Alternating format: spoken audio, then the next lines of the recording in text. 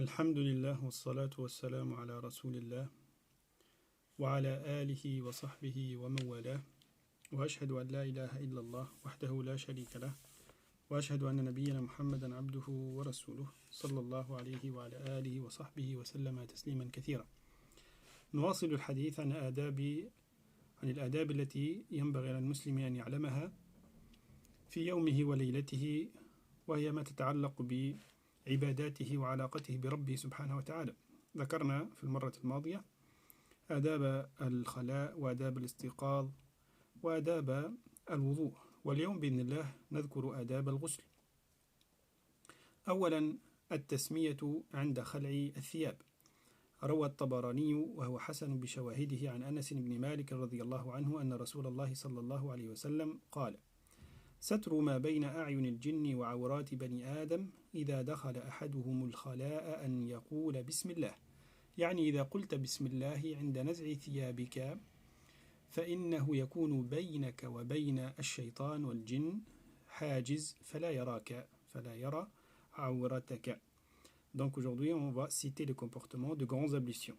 Premièrement, le fait de dire Bismillah quand on se déshabille. Et cela est général, c'est-à-dire qu'on se déshabille soit pour faire de grandes ablutions, soit pour changer nos habits. Donc on doit dire Bismillah. Donc le prophète sallallahu alayhi wa sallam, il a dit, quand quelqu'un dit Bismillah quand il enlève ses habits, bah, il y a un obstacle, le mot Bismillah fait un obstacle entre lui et le diable, et le djinn. Donc cela est très important. Quand on enlève, soit pour entrer aux toilettes, soit pour faire les grandes ablutions, on dit toujours Bismillah. Et c'est la même chose aussi quand on met nos habits. On dit toujours Bismillah. Ça, c'est des comportements à apprendre. ثانيا عدم الإسراف في الماء. قال تعالى: ولا تبذر تبذيرا إن المبذرين كانوا إخوان الشياطين وكان الشيطان لربه كفورا. روى أبو داود بسند صحيح عن عبد الله بن مغفل رضي الله عنه أنه سمع ابنه يقول: اللهم إني أسألك القصر الأبيض عن يمين الجنة إذا دخلتها. فقال: أي بني، سل الله الجنة وتعوذ به من النار، فإني سمعت رسول الله صلى الله عليه وسلم يقول: إنه سيكون في هذه الأمة قوم يعتدون في الطهور والدعاء، يعني قوم يتعدون ويتجاوزون حدودهم في الدعاء، مثل والحديث مثال لذلك أنه كان يسأل الله الجنة، في الجنة قصرا على يمينها ولونه كذا وكذا، وهذا كله خطأ، لأنه ينبغي أن نسأل الله الجنة فقط، لأن هذا من الغلو في غير محله. أيضا في الطهور يعني في استعمال الماء، أنه سيكون زمن يستعمل فيه الناس كثيرا من الماء من أجل شيء قليل، من أجل الوضوء، وهذا واقعنا اليوم، نستعمل كثيرا من الماء ونسرف كثيرا من الماء من أجل أن نتوضأ ومن أجل أن نغتسل، وهذا لا شك أنه مخالف لهدي النبي صلى الله عليه وسلم. Donc on a dit, parmi les comportements, c'est le fait de ne pas gaspiller l'eau. Allah Azza wa Jalla, il nous a interdit le gaspillage. Il nous a interdit le gaspillage, même si on est devant une rivière.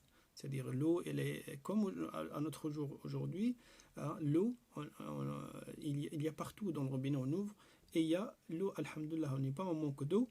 Malgré cela, on doit faire très attention à ne pas gaspiller l'eau. خامسا أو ثالثا اتباع الغسل الشرعي. ففي الصحيحين عن ابن عباس رضي الله عنهما عن ميمونة قالت: سترت النبي صلى الله عليه وسلم وهو يغتسل من الجنابة، فغسل يديه ثم صب بيمينه على شماله، فغسل فرجه وما أصابه، ثم مسح بيده على الحائط أو الأرض، ثم توضأ وضوءه للصلاة غير رجليه، ثم أفاض على جسده الماء، ثم تنحى فغسل قدميه. الآن, donc là, on va citer comment elle est la façon de faire le grand ablutions, comme le prophète sallallahu alayhi wa sallam il a été cité dans les hadiths. Donc la première chose qu'on doit faire, le grand ablutions, c'est comme les ablutions qu'on fait pendant le jour de Jumu'ah, ou les ablutions après le janaba, c'est-à-dire quand l'homme il a des rapports avec sa femme. Donc cela oblige les grandes ablutions. Et pareil aussi, quand on fait le Jumu'ah, pareil, c'est le jour de Jumu'ah, on fait le même ghusl, ce qu'on appelle al-ghusl. Et en français, c'est les grandes ablutions. Donc la première chose, c'est le fait de laver le main avant et après laver les parties intimes. On peut utiliser aussi de produits pour de purification. Après le fait de laver ces parties intimes, on ne doit plus le toucher. On doit faire les ablutions comme les ablutions de salat, pareil. Donc première chose, laver les mains. Avant, si on utilise un récipient, donc avant de rentrer les mains dans le récipient, on doit les laver à l'extérieur. Et après, on peut rentrer nos mains dans le récipient. Mais maintenant, on utilise donc la douche. Alhamdoulilah, la douchette, on nettoie directement les mains sans rentrer nos mains dans un récipient. Donc, la première chose, le fait de laver les mains avant de commencer. Deuxième chose, c'est très simple, laver les parties intimes. On peut utiliser aussi de savon ou de shampoing ou de liquide de purification. Troisième chose, on ne doit plus toucher les parties intimes. Quatrième chose, on doit faire les ablutions comme les ablutions de as-salat. An yatawadda al-insan wudu'ahu kama yatawadda'u lis-salat. Une fois qu'on a fini al-wudu' lis-salat, donc on va commencer par le côté droit. Le côté droit. En commençant par là-haut jusqu'en bas. Commencer par la moitié de la tête, au haut jusqu'en bas. On fait verser l'eau et on lave bien, sans toucher, comme je disais tout à l'heure, sans toucher le partie intime, en passant en bas, jusqu'au pied, le doigt du pied en bas. Une fois qu'on a fini la moitié, le côté droit, on passe au côté gauche. Une fois qu'on a fini le côté gauche, on lave bien. Donc maintenant, on a fini les grands ablutions. On a fini les grands ablutions. Certains savants disent qu'une fois qu'on finit le wudu, on doit verser l'eau sur la tête, abondamment, jusqu'à ce que chaque endroit il soit touché par l'eau. يصب على رأسه الماء حتى يصل كل شعرة الماء. هذا بالنسبة لغسل الجنابة والطريقة التي يكون عليها، وكان النبي عليه الصلاة والسلام يفعلها سهلة جدا، وهذا يسمى غسل بكيفية الكمال. بكيفية الكمال ما معنى؟ يعني هل الإنسان، إذا سألنا سؤال، هل الإنسان إذا غطس في الماء في البحر مثلا ونوى غسل الجنابة، هل غسله هذا صحيح من دون أن يمر بهذه المراحل؟ هذا يسمى غسل إجزاء، وهو صحيح. كيفية الإجزاء أي أن يغطس في ماء وينوي غسل الجنابة أو الجمعة، فهذا غسل يعتبره أهل العلم صحيح، وهو غسل يجزئ. أما إذا أراد أن يفعل كما كان يفعل النبي عليه الصلاة والسلام، فإنه يمر بهذه المراحل التي ذكرناها من غسل اليدين، ثم غسل الفرج وأماكن الأذى، ثم يتوضأ وضوءه للصلاة، ثم يصب على رأسه الماء، ثم يبدأ بشقه الأيمن فيغسله، ثم شقه الأيسر فيغسله، ثم ينتهي غسل الجنابة، ولا يسرف في الماء.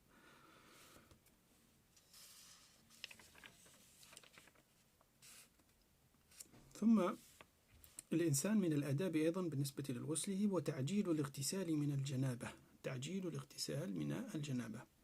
ففي الصحيحين يعني ابن عمر، donc parmi les comportements, c'est le fait d'accélérer et de faire vite, c'est-à-dire de faire le grand ablution après le janaba directement. Le mieux, c'est de ne pas laisser, c'est de ne pas tarder ghusl al-janaba. C'est-à-dire le mieux, c'est de le faire avant de dormir. Le mieux, c'est de le faire avant de dormir. Je dis bien, c'est le mieux. C'est-à-dire c'est pas que c'est pas permis de dormir et le matin qu'on se réveille pour salat al-subh, on fait ghusl al-janaba. Donc c'est mieux toujours de le faire avant de dormir. ففي الصحيحين عن ابن عمر أن عمر بن الخطاب رضي الله عنه سأل رسول الله صلى الله عليه وسلم أيرقد أحدنا وهو جنوب قال نعم إذا توضأ أحدكم فليرقد وهو جنوب. وفي الصحيحين عن عائشة رضي الله عنها قالت كان النبي صلى الله عليه وسلم إذا أراد أن ينام وهو جنوب غسل فرجه وتوضأ للصلاة. وروى النسائي بسند صحيح عن عائشة رضي الله عنها قالت كان النبي صلى الله عليه وسلم إذا أراد أن يأكل أو ينام وهو جنوب توضأ وضوءه للصلاة. فالأفضل كما ذكرت أن يغتسل. وإن لم يغتسل ماذا يفعل؟ إذا لم يغتسل للصلاة للجنابة قبل أن ينام فإنه يتوضأ. هذا أقل القليل، وهذا من آكد الوضوء، بل بعض العلماء ذكر أنه واجب هذا الوضوء هنا قبل أن ينام. Donc si on fait pas, si quelqu'un il veut dormir sans faire ghusl al-janaba avant de dormir, le minimum de choses que certains savants même la considéraient comme obligatoire, c'est le fait de faire les ablutions. Donc on fait les ablutions normaux comme les ablutions de salat et après on dort. Et le matin quand on se réveille, on fait le grand ablution. Comme faisait le prophète sallallahu alayhi wa sallam dans le hadith, quand on lui a posé la question, est-ce qu'on peut dormir en état de janaba? Il a dit oui, si vous faites al-wudu. Na'am idha tawadda'a ahadukum falyarqud wa huwa junub. Il a dit si quelqu'un parmi vous fait le wudu, il peut dormir sans faire le grand ablution. Donc il y a deux cas. Le mieux, c'est de faire le grand ablution et dormir. Donc si on ne peut pas, le minimum c'est de faire les ablutions normales, l'ablution normale et dormir le matin avant de faire salat al-subh, on doit faire les grands ablutions. Donc هذا من الأمور التي ينبغي على العبد أن يعلمها وأن يعلمها زوجته أيضا بالنسبة للرجل، والرجل والمرأة إذا علمت هذا الشيء أيضا تعلم زوجها إذا كان ليس عالما بهذه الأمور وهذه الآداب التي هي من الأهمية بمكان ينبغي على كل مسلم أن يتعلمها. فكثير من الناس قد يوجد الآن في عصرنا الآن أناس يبلغون من العمر 60 و50 سنة و40 أو أكثر أو أقل وهم لا يحسنون للأسف الوضوء غسل الجنابة. Donc ce qui est triste, il y a à notre époque aujourd'hui, il y a deux gens qui ont atteint les 60 ans ou 50 ans ou plus ou moins, mais ils ne savent pas faire le grand ablution comme il faut. Et cela est très très très très grave. Pourquoi? Parce que le grand ablution ça engendre la validité de la prière. C'est-à-dire si le grand ablution n'est pas fait, les ablutions normales ne sont pas acceptées. Et si les ablutions normales ne sont pas acceptées, donc la salat elle ne sera pas acceptée. C'est pour cela c'est très important. Et cela c'est parmi la science obligatoire. Même la science obligatoire, c'est-à-dire dans notre religion il y a deux types de sciences. علم فرض واجب تعلمه على كل شخص وعلم كفائي أي إذا تعلمه طائفة من الناس سقط على الآخرين. Dans notre religion, il y a deux types de sciences, comme je dis, une science, tout le monde doit l'apprendre. Comment faire salat, tout le monde doit l'apprendre. Comment faire zakat obligatoire, chacun doit l'apprendre. Comment faire le hajj, chacun doit l'apprendre, c'est obligatoire. Comment faire salat, comment faire le wudu, comment faire le ça c'est obligatoire pour chaque musulman. Mais si on va parler de ilm al-mirath, par exemple, l'héritage, c'est pas à chacun de nous de l'apprendre, c'est des savants, quand ils ont appris, ils savent, donc c'est quand tu as besoin de quelque chose, tu vas te demander. Donc cela, il n'est pas obligatoire pour tout le monde, pour tous les musulmans, mais il est obligatoire pour certains, pour les savants, qui doivent l'apprendre pour enseigner aux gens. Donc le fait d'apprendre comment faire le ghusl, c'est obligatoire pour chaque musulman. Et comment faire le wudu, c'est obligatoire pour chaque musulman. Si tu vas au Hajj, c'est obligatoire d'apprendre comment faire. Tu vas pas là-bas et tu sais pas comment faire le Hajj. Pour faire as-siyam, Ramadan, hein, tu dois apprendre comment les faire comme il faut. Comme ça, ton siyam il sera accepté. Wallahu ta'ala alam. Donc cela c'est pour aujourd'hui.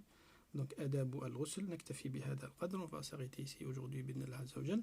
Et la prochaine fois, Inch'Allah subhanahu wa ta'ala, سوف ندخل في آداب اللباس وهو أدب عظيم أيضا. Donc la prochaine fois on va faire le comportement, comment on se déshabille, comment on s'habille, comment on se déshabille, comment c'est pas comment, c'est les adhkar et les rites que le prophète sallallahu alayhi wa sallam faisait quand il achète de nouveaux habits, quand il donne des habits, tout cela, le prophète sallallahu alayhi wa sallam nous a appris de la science là-dessus.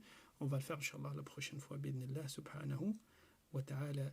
ونسأله سبحانه أن يفرج على الأمة الإسلامية هذا البلاء وهذا الوباء وعلى العالمين أجمعين. Donc on demande à Allah subhanahu wa ta'ala qui enlève le plus vite possible cette épidémie de corona. نسأل الله سبحانه وتعالى أن يرفعها, qui nous demande à Allah qui l'enlève sur toute l'humanité, pas que les musulmans, toute l'humanité.